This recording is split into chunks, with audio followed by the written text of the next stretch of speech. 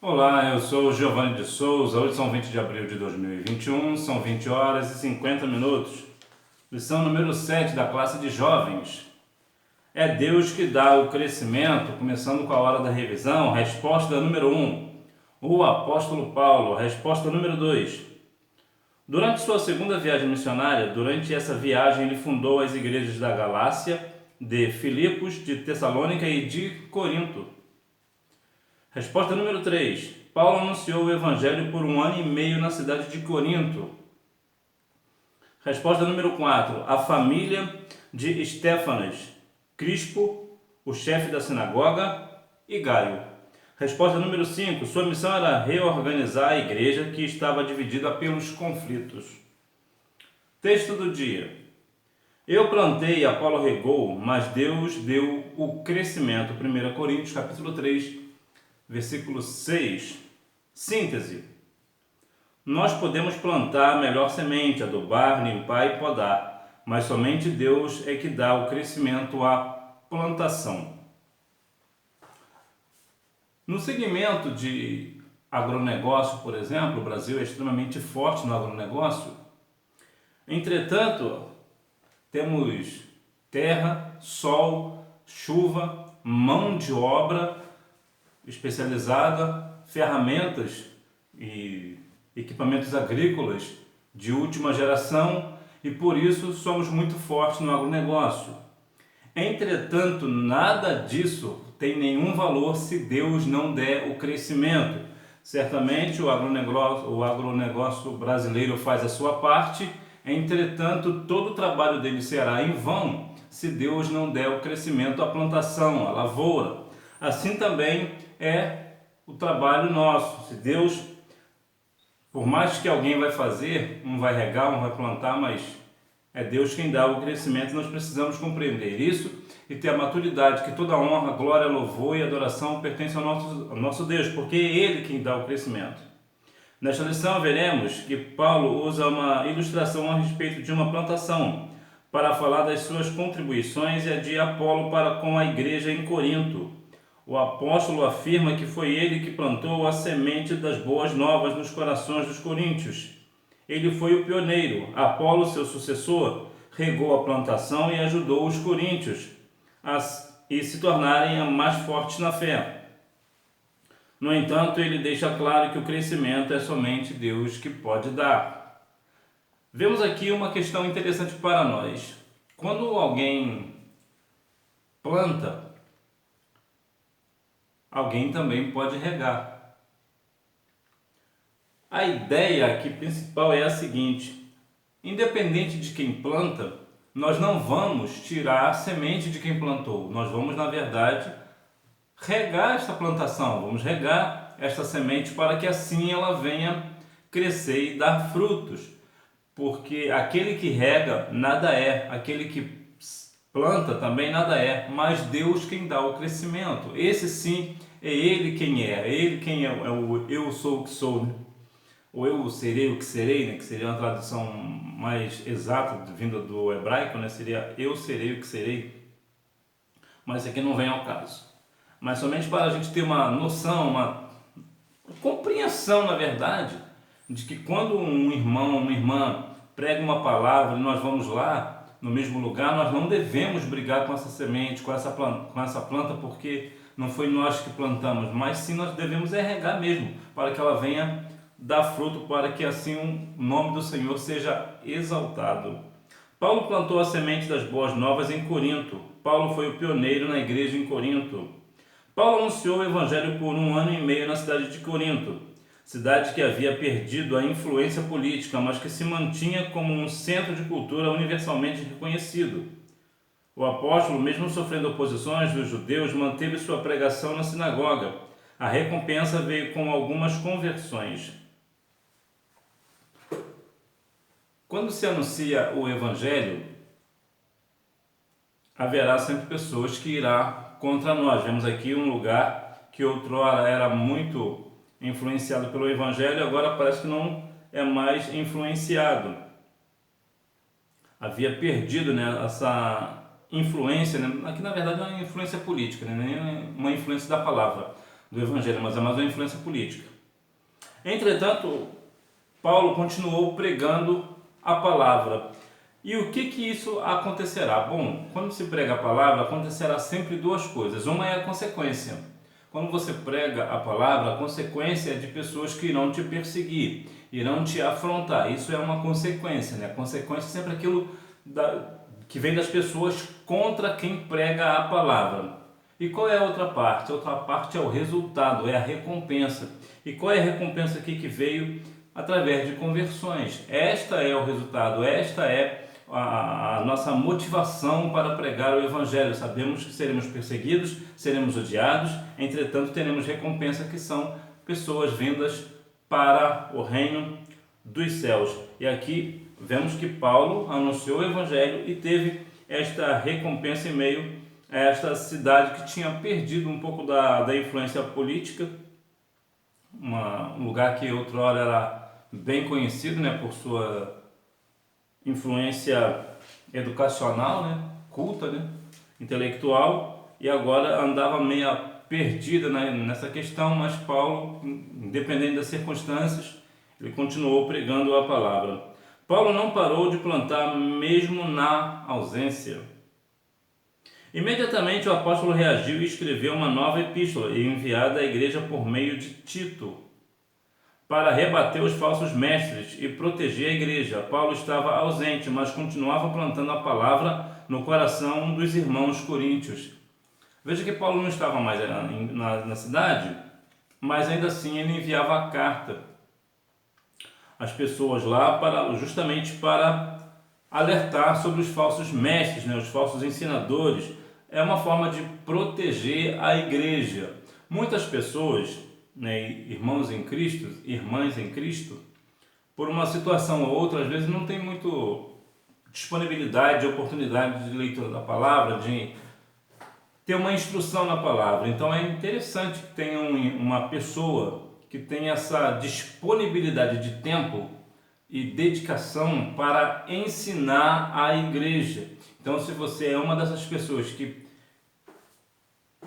contribui de alguma forma, né, investe tempo e às vezes até dinheiro, né, até um valor, para assim poder manter a igreja instruída na palavra, saiba que o teu trabalho faz toda a diferença. Esse trabalho que você faz de dedicação ao ensino fará toda a diferença. Talvez você não veja hoje, mas certamente você verá na eternidade. Ainda que você não veja aqui, certamente na eternidade você verá que fez toda a diferença e grande será a sua recompensa nos céus. Então continue dedicado ao ensino da palavra, fazendo com que as pessoas venham não cair nas conversas dos falsos mestres, né? Mas que a igreja venha estar sendo plantada uma boa semente nos corações dos irmãos. Paulo deu graças pelo crescimento solidário dos coríntios. A ação dos coríntios é contagiante e a igreja de Macedônia, Filipos e Tessalônica também se mobiliza para angariar ofertas e organizar uma grande coleta para os crentes de Jerusalém. O Espírito Santo estava atuando na semeadura de Paulo, agora unidos pela solidariedade. Veja que aqui a ação do Coríntios acaba contagiando outras igrejas. E aqui na ideia de receber ofertas, né? A contribuição na igreja. Aí é interessante alguns pontos, né? A oferta, dízimos, ofertas alçadas, sempre trará muita discussão na igreja. Há aquelas pessoas que defendem, outras que não, outras que são neutras, sempre tem aquele disse-me-disse na questão de ofertas, entretanto é bíblico a questão da oferta, e geralmente sempre quando vem essa questão de dízimos e ofertas, sempre de pessoas que não teve necessariamente um novo nascimento, né? Que a pessoa que é uma nova criatura, ela compreende as questões bíblicas e sabe que uma igreja ela só consegue crescer, é claro, é o Espírito Santo que está nos guiando, que guia a igreja, que sustenta a igreja, mas temos também aquela questão financeira, né? A conta da luz, por exemplo, se paga com dinheiro, a conta da água e outras questões da igreja. Então veja que, até a questão missionária também, né? Então veja que aqui há uma questão contagiante de quando alguém faz algo com dedicação e amor, contagia, né? As pessoas têm essa questão de ser contagiada por outras pessoas. Então seja você uma pessoa que contagie. Como é que você contagia? Quando você faz algo por amor à obra do Senhor. Outras pessoas veem você, contemplam, observam o que você faz e qual o resultado pelo que você faz. Ou seja, não é pelo resultado financeiro que você faz, e sim pela questão espiritual de trazer pessoas a Cristo. E isso é contagiante, isso vai levar outras pessoas a fazerem o mesmo. É claro que nessa questão aqui é uma questão de oferta também, da mesma forma o Espírito Santo atua do mesmo jeito. Então, quando alguém está fazendo algo ofertório, por exemplo, e alguém dá uma oferta de uma forma de coração, vemos, por exemplo, a oferta da viúva, ela deu tudo que possuía ao Senhor, ela entregou no gasofilácio. Veja que o próprio Cristo deu testemunho dela. Então veja que aqui nós temos algo, quando alguém faz com o coração aberto, as outras pessoas também são contagiantes, que nós venhamos ser contagiantes assim da mesma maneira. Apolo regou a semente plantada por Paulo. Apolo, um homem cheio de sabedoria. O casal percebe que os discursos de Apolo eram profundos e geniais, porém faltava-lhes a experiência do Evangelho. Então o casal o convida para sua casa e o discipula. Mesmo com todo o conhecimento e desenvoltura, Apolo se coloca aos pés do casal para aprender do Evangelho de Cristo. Aqui temos uma questão bastante interessante. Veja que era na verdade aqui eu pulei, né? Apolo, um homem cheio de sabedoria. Apolo, forma abreviada de Apolônio, era um judeu da diáspora, origem judaica, porém de cultura grega, natural de Alexandria. Ele se destacava pela sua eloquência na oratória e pelo conhecimento hábil das escrituras judaicas. Suas mensagens eram profundas e muito eloquentes. Veja aqui que Apolo era uma pessoa que tinha muita eloquência, conhecia profundamente as Sagradas Escrituras, era uma pessoa que tinha muita habilidade, conhecimento nessas questões. E claro, quando ele fala na questão eloquente, ele sabia falar, ele sabia pronunciar, ele sabia articular bem. E veja que aqui, agora sim, no nosso próximo tópico, o Apolo sucede a Paulo em Corinto. Veja a diferença do eloquente, o porquê ele é eloquente, né? Nós sabemos que tudo vem pelo Espírito Santo, mas aqui numa questão mais humana nós veremos aqui uma das questões do porquê ele era eloquente. O casal percebe que o discurso de Apolo eram profundos e geniais, porém faltava-lhes a experiência do Evangelho. Então o casal o convida para sua casa e o discipula. Mesmo com todo o conhecimento e desenvoltura, Apolo se coloca aos pés do casal para aprender do Evangelho de Cristo. Qual é a outra questão da eloquência aqui? É a humildade de querer saber mais, de não se exaltar. Não era porque ele tinha um grande conhecimento e era hábil na oratória, nas escrituras judaica, que ele se achava o tal. Ele tinha a humildade de aprender mais do Evangelho. Então, quando nós temos a humildade de aprender cada dia mais, independente de quem está ensinando, às vezes você é um pastor, é um professor da escola bíblica dominical e você vai aprender com uma criança, com um adolescente, por que não? As crianças também nos ensinam e nos ensinam muito bem. Então veja, um adolescente também pode nos ensinar algo espetacular. Então veja que quando nós temos a simplicidade, a humildade de aprender, ainda mais a respeito do Evangelho, seja lá quem for que estiver ensinando, nós acabamos ficando ainda mais eloquentes. Por quê? Porque um exemplo ele arrasta. Então quando você vê uma pessoa que tem uma habilidade em uma determinada área e ainda assim ele para aprender ainda mais, você vê a humildade dele e você acaba aprendendo com esse exemplo de humildade dele. Então veja que aqui a humildade ela faz a pessoa crescer tanto na questão da eloquência, né, que é o nosso caso aqui, e também nas outras questões. A pessoa que tem essa simplicidade de aprender sempre vai muito mais além. Então não tenha essa questão de querer ficar envergonhado por outra pessoa saber mais do que você. Sempre teremos pessoas que sabem mais do que nós.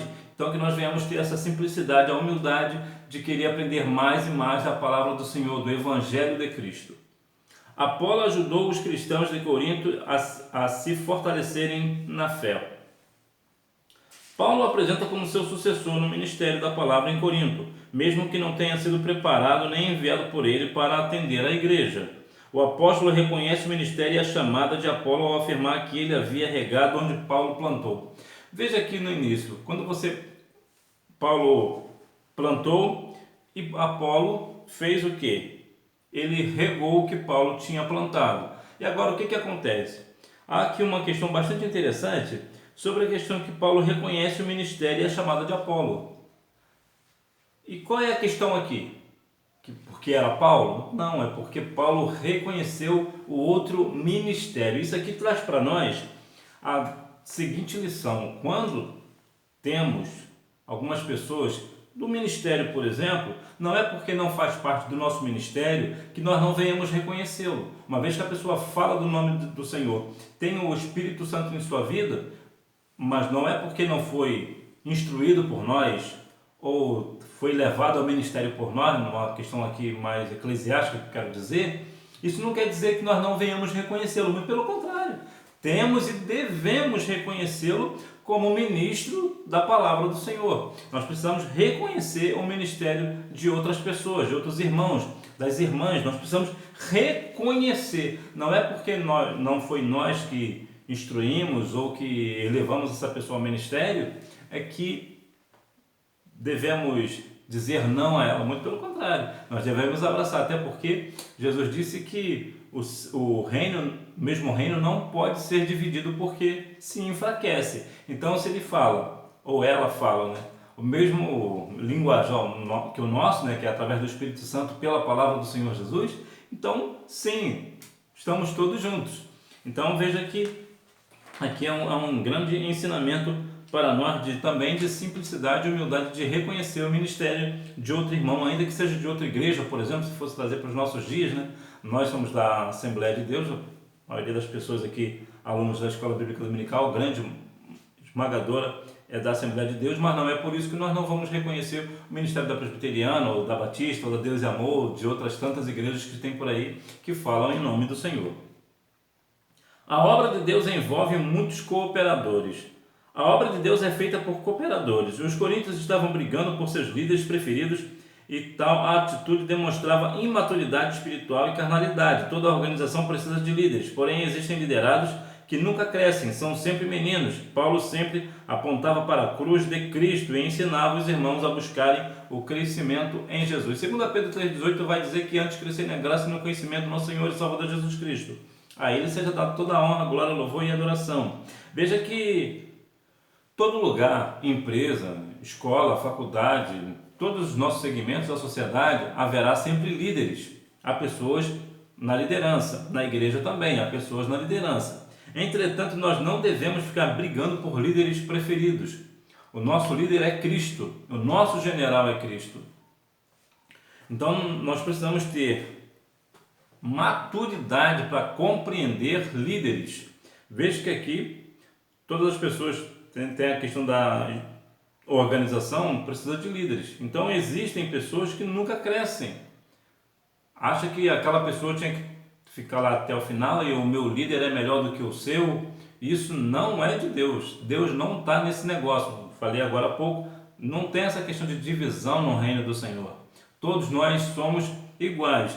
É possível que talvez você tenha mais afinidade com um professor da escola dominical, por exemplo, do que com outro, com um pastor, ou com outro. É natural que haja uma afinidade com um e não tenha muita afinidade com o outro, mas isso não quer dizer que aquele outro que você não tem afinidade não seja uma pessoa de Deus. Então nós precisamos ter maturidade para compreender e não ficar brigando por líderes. Nós não devemos brigar por líderes, achar que líderes são intocáveis, por exemplo, e isso não é coisa do Senhor. Os cooperadores plantam e regam, mas somente Deus dá o crescimento. Paulo e Apolo reconheciam que sem o Senhor não podiam haver crescimento natural e saudável. O lavrador pode preparar a terra, lançar a melhor semente, adubar e limpar, mas somente Deus pode fazer chover e germinar a semente. Veja que eu falei anteriormente, logo no início, que é Deus quem dá o crescimento, porque Ele nos dá o sol, nos dá a chuva, nos dá a terra. Então, Ele é quem faz a semente brotar, a semente germinar. Então veja que é Deus que dá o crescimento. E muitas das vezes há líderes, pregadores da palavra, por exemplo, às vezes até mesmo na escola dominical, pessoas que se acham o dono da verdade, porque às vezes acham que só ele pode fazer e não reconhece uma outra pessoa. E isso, mais uma vez, vou dizer, isso não é algo de Deus. Deus não está nesse negócio. Se porventura alguém tem a oportunidade de estudar um pouco mais, ou teve uma oportunidade de ter outros ensinamentos, outras questões, ser mais aprofundado na palavra, amém, mas isso não lhe dá o direito de querer pisar em cima do seu irmão ou da sua irmã em Cristo. Na verdade, o conhecimento nada tem valor, ele não tem nenhum valor se ele não vir seguido com a comunhão com o Senhor. E o conhecimento, seja lá em qual área for, ele não é para fazer outras pessoas serem humilhadas, muito pelo contrário, o conhecimento é para fazer a outra pessoa ficar encantada com o conhecimento, ser encantada pelo conhecimento, e que esse conhecimento também venha libertá-la de sistemas, de situações, de prisões. É para isso que serve o conhecimento, para que a pessoa a cada dia mais cresça. E é para isso que serve o conhecimento, e não para querer humilhar de outras pessoas ou zombar de outras pessoas que porventura não saibam de uma coisa ou de outra. Disposição para servir. Paulo e Apolo estavam seguindo o exemplo de Cristo, que afirmou que veio ao mundo para servir e não para ser servido. Durante a sua última refeição com seus discípulos, Jesus lavou-lhes os pés para ensiná-los como deveriam viver entre eles e as demais pessoas. Veja que Jesus disse que aprendei de mim que sou manso e humilde de coração, ou seja, não é somente de palavras, de aparência, era de coração, era a essência de Cristo, era a humildade. Então, Jesus veio para servir, não para ser servido. Mas como muitas das vezes funciona hoje, pessoas, principalmente que líderes, vou pegar aqui a figura do pastor, por exemplo, querem ser servidos pelas ovelhas, acham que é as ovelhas que têm que servir a eles. É a igreja, por exemplo, que tem que fazer as coisas pelo pastor. Não é nada disso, isso não é bíblico. A Bíblia diz, aqui no livro de Provérbios 23, 27, Provérbios capítulo 23, na verdade é versículo 27, capítulo 27, versículo 23 nos fala assim, procura conhecer o estado das tuas ovelhas e cuida bem dos teus rebanhos, ou seja, é o pastor que cuida das ovelhas e não o contrário. Então veja que há pessoas hoje que querem ser servidos, porque pregam a palavra, então se acham no direito de querer exigir alguma coisa da igreja. E isto não é de Deus, não é mandamento do Senhor esse negócio. Deus não está nesse negócio não. Conclusão. Na lição de hoje estudamos sobre a forma didática que o apóstolo usou a metáfora da plantação, demonstrando que todos somos cooperadores na obra de Deus. Podemos ter habilidades para arar, plantar, regar, podar, entre outras atividades na lavoura de Deus, mas somente Ele é que dá o crescimento necessário. Por isso, o Todo-Poderoso deve ser louvado e adorado em todas as esferas de nossa vida e jamais o homem. Então o homem não tem parte nesse negócio. Toda honra, glória, louvor e adoração pertence ao nosso Deus, o Todo-Poderoso, o nosso Senhor. Por quê? Porque é Ele quem dá o crescimento. Sem o Senhor nada podemos fazer, como diz João 15,5. Nós precisamos a cada dia mais ter a maturidade de compreender e nos alegrar que Deus dá o crescimento. Quando nós plantamos ou regamos, é Deus que dá o crescimento. Então nós devemos fazer a nossa parte como cooperadores dessa lavoura. Devemos continuar fazendo a nossa parte, porque certamente o Senhor fará dele, e assim o reino do Senhor vai crescer, a igreja do Senhor vai crescer. Que Deus em Cristo continue abençoando a sua vida, que você tenha uma boa aula e não deixe de ir à escola bíblica dominical, até porque quem faz a escola é o aluno. Tchau!